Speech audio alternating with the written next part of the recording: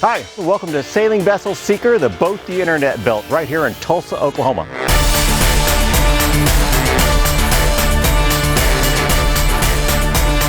SV Seeker is a 74-foot long steel-hulled Chinese junk-rigged twin-keeled motor sailor.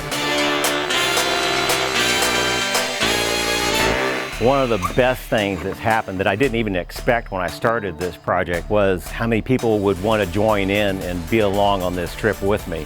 Hello, YouTube. Good morning.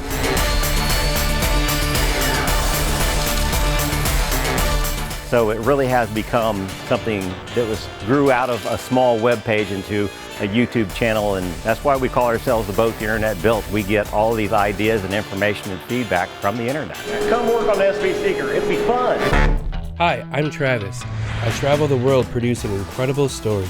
The world is full of unique people, places, and animals, and it's my goal to make compelling videos that show that. Follow me on this journey to uncover amazing stories from around the world. And don't forget to like, share, and subscribe to iWonder TV.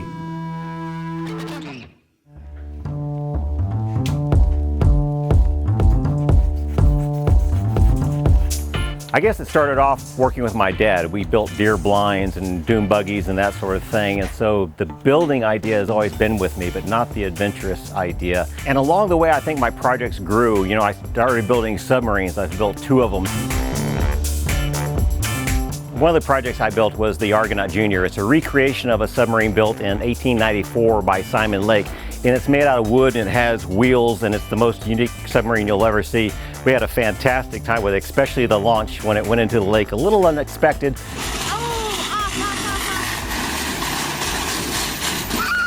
But you know, it's those times that you really learn about things, and you learn that it's the excitement in life that you get out of it. So I wanted more of that, and so that's where SV Seeker comes about. So we've collected a lot of scrap. Not only have we built the big boat, but we built the smaller boat to go on the big boat. And so a lot of the work is aluminum, like the gangway. So there's actually a school bus underneath there that donated the pilot house windows. And this is where the school bus windows came in. I kind of like the idea that little Johnny's gone to school for years with these windows beside him, and now they're on our boat. Another school bus donated the main engine, the Cummins 5.9, and the automatic transmission we're going to use to power the thing. So this is our engine room, and the power center is that Cummins 5.9, which came out of the school bus. It has the drivetrain that runs back to the propeller system. This is also an important room for us because if you're a researcher and you bring equipment on board, it's going to break, or we're going to need to build something for you. So all the welding, the cutting, the grinding, and the CNC work will be done in this room.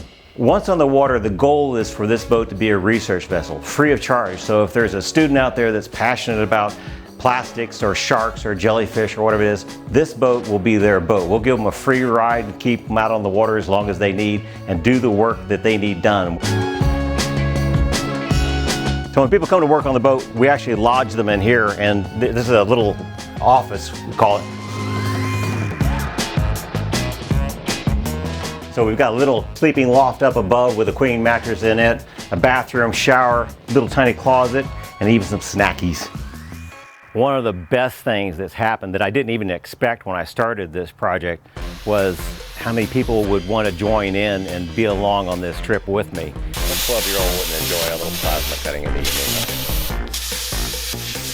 We have had hundreds of people through here, skilled and non-skilled, people that want to learn something and show you their great spirit and attitude, to people who are just dead ringers, engineers, and it's become a real learning environment for me and for others. Oh, we didn't wait it. Learning really is a journey. You know, one of our favorite sayings here is we build it right, because we build it twice, sometimes 3 and 4 times too. It's about the failure. It's about, that's how you learn, is learning how to see what you want to try it, and if it fails, see why it failed. Not just take somebody's word for it, well, this is how it's done. We don't do that. We explore, we invent sometimes. And people often ask me, what's this boat cost? And the answer to that is everything. Everything you have in your life, your pocket, your bank account, all of it is toward this boat. But literally, to be committed to a project like this, you have to be 100% into it. You will spend everything. You will sell your firstborn child to fund this project if need be. That's the kind of dedication it takes, and that's the kind of dedication I got. Now, without YouTube and this community, there would not be that boat out there. Now, you may have noticed the Mermaids up there. This is the boat the internet built, and those were built by a guy out of Shasta Lake, California. He's a school teacher, and he made them up out of clay in his garage. I just love putting art with mechanical stuff. Now our dragons we're real happy with. They were carved by different people. This is done by an engineer out of Noradam, and Betsy did the body. This one's done by a Hawaiian out of Portland, Oregon. Her name was Lalani. And they're painted red and green for port and starboard. So the dragons are also pipes. They have a hose inside them that collects water from the deck. And that's one thing I do get credit for. We got a lot of people coming in here and building cool stuff, but I get credit for a water collection system. The surfaces of the boat collect rainwater, and when we need that, we can route that into a tank down below for storing.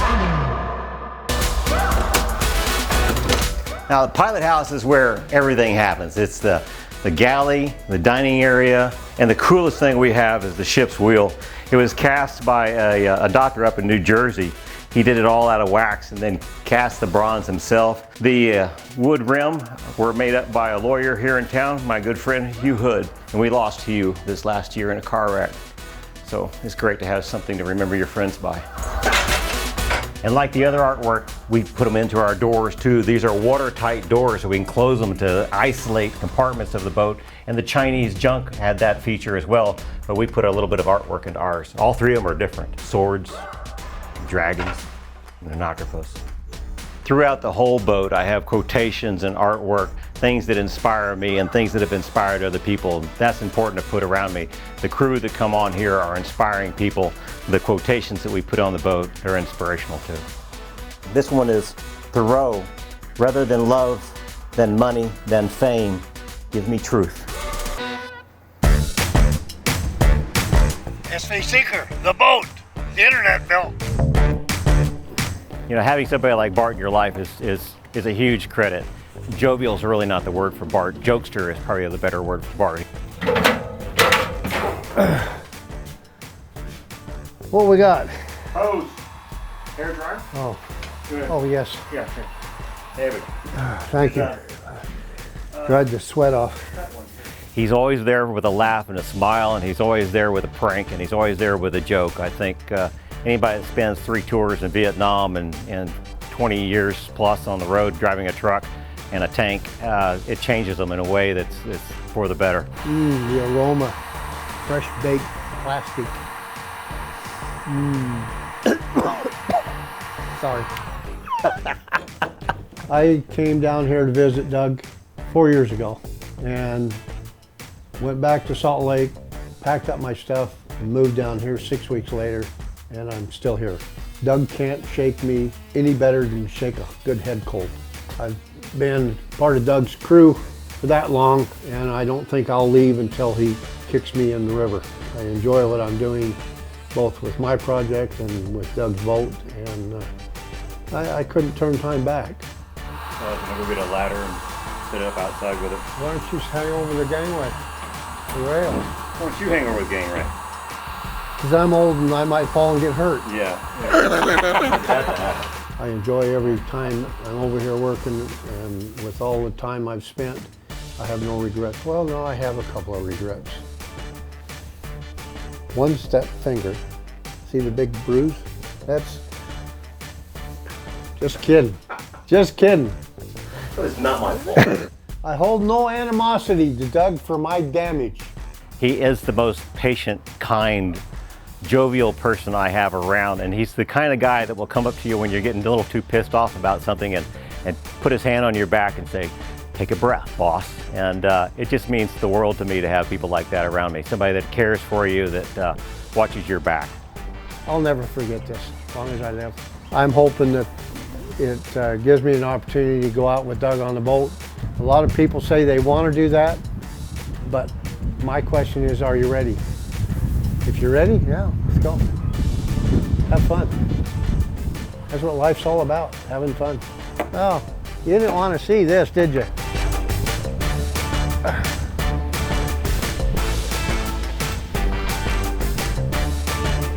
That's rapid escape. A lot of people ask about how we're going to move this boat, and it's a great question. And the answer is these tandem axle sets of wheels will get moved up. We're going to build a carriage underneath the boat that'll carry the back end. A truck will carry the front end of the boat. Now, we're going to need another truck because it'll carry that trailer, and that trailer has the mast on it.